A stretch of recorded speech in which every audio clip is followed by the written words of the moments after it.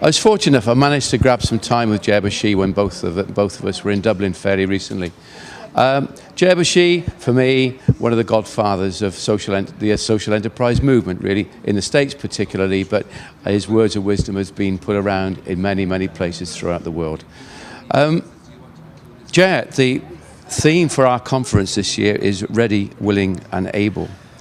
Now, this is our first Welsh Social Enterprise Conference. We have our own challenges within the sector, that is for sure, and I think they're pretty much recognised by many of those who will be watching this. But give me a global perspective on social enterprise worldwide. Is it ready, willing and able? It's different in every country. I think that's the thing we need to understand before we talk about anything else. You go, as I move, I've been to 20 countries now, talking with people, learning from people, and every time I go someplace, I learn something new and I learn something different. Because in the United States, for example, the government has never been involved in developing social enterprise. In the UK, it has been driven by the government.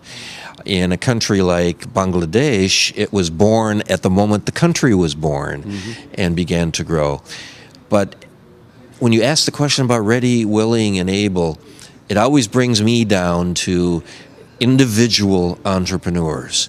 Are they ready, and are they willing, and are they able? It's not so much organizations, because organizations often get in the way, but it's the individuals themselves. Do they have the want to? Genuinely entrepreneurial and not fooling themselves. I mean, the lack of candor is devastating if they try to do this and they really don't understand what they're doing. So my focus is right on the ground with individuals, even within organizations or outside, who are trying to get these things started. And I never tell somebody that their social enterprise idea is a bad idea, because it's something they have to find out for themselves. I don't want to kill their enthusiasm, because they may not have a good idea now, but in a certain way they're ready, willing, and able because of who they are. And if they can learn about the glitches in their current idea themselves without losing their enthusiasm or doubting their own talents, they're going to eventually find the idea that works. That's an interesting perspective. I must admit, it's probably something that I can resonate on a personal basis as well. I think probably a bit like you and the people with whom you've worked, and certainly from my own personal perspective, and indeed a number of people I've seen as I've travelled throughout Wales, as I sort of try and spread the gospel for the coalition. I think one of the more polite expressions about social entrepreneurs and people like us is a pain in the neck, difficult to handle, challenge. But I think we are those kind of beasts, aren't we?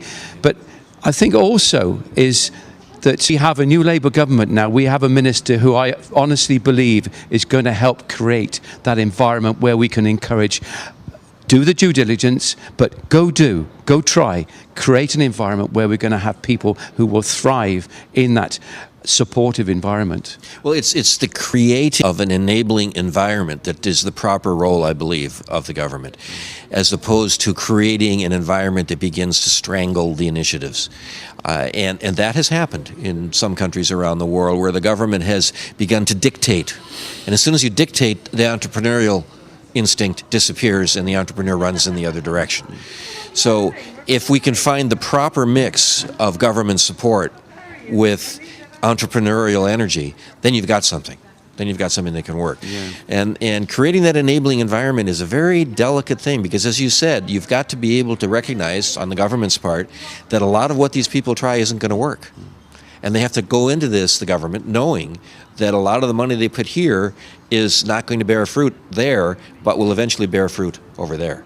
It's the long game, isn't it? It is. It's the long game. And it's seeing, I suppose, recognizing that, well, I might be crossing everything that I do. I'm going to, we can deliver your funding on the basis of what it is you've written, but also recognizing the fact. And I have to say, when I was running Packet, I had such a creative board who I know for a fact crossed every limb they possibly could, thinking, I wonder if this is going to work. Yeah. But we need, as you say, that really is that enabling environment. We need to have people, if only a kitchen cabinet of people around us, who will be honest with us, That's the greatest aspect of enabling, as far as I'm concerned. Enabling in the positive sense of the word, to make sure that we're not fooling ourselves about our idea, about our market, about our team, about our potential customers, about our competition. Because as entrepreneurs, we want to believe in it. Yeah. And we need to have some people who will look us in the eye and say, no, that is not working.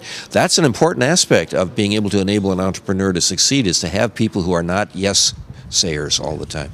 I think it comes back to, I can remember a conversation that you and I had quite a few years ago, but it's also this being brave enough to say, no, it's not going to work. Yeah. And I have to say, I was going back a while ago, I went to see Dove Workshops down in Banwan in West Wales, and there's a lady there. We sort of started the conversation, and there was an instant hit there, because I thought, you're just like me. Yeah. You're just like, but she was certainly ready, willing, and more than able. And the truth of the matter is, she probably didn't even realize she was able at the time. But for me, that has been one of the most exciting experiences that I've had, running a social enterprise, and now looking throughout Wales and what's going on. And there's some seriously inspirational stuff going on out there. The tragedy is that we're not good enough about telling people how good we are. Well, there is that, but there's also the fact that there are people out there who are doing it successfully, as you have said. They haven't found each other yet. It's one of the things you're bringing about in Wales. And once they start to find each other, then the stories begin to get told. And you tell 3 people but good stories, you know how it all goes.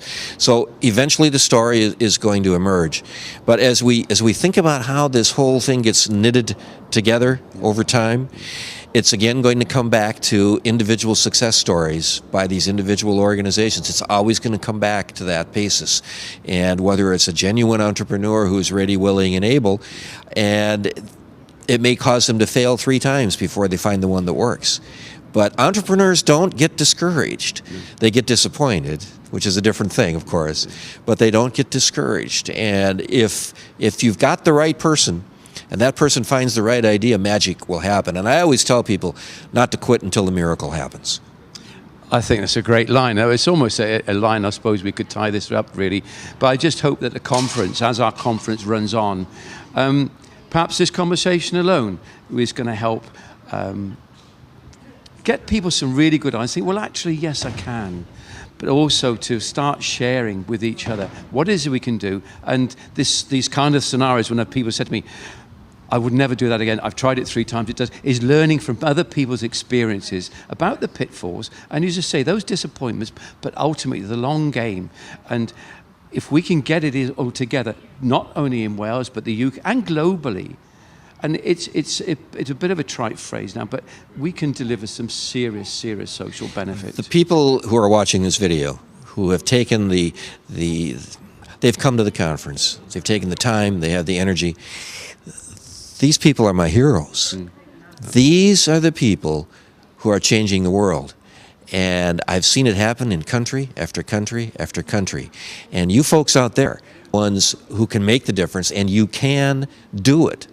It doesn't matter what goes wrong now, it matters what you do next. And what you do next is going to change the world. But equally, as I say, there is a need to be brave.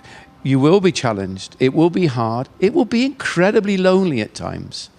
And I say, we speak from first-hand experience. But ultimately, if we all of us individually keep coming and chipping away, the movement becomes bigger, the movement becomes stronger, and ultimately we can deliver. Thanks for your time, John. Thanks, John.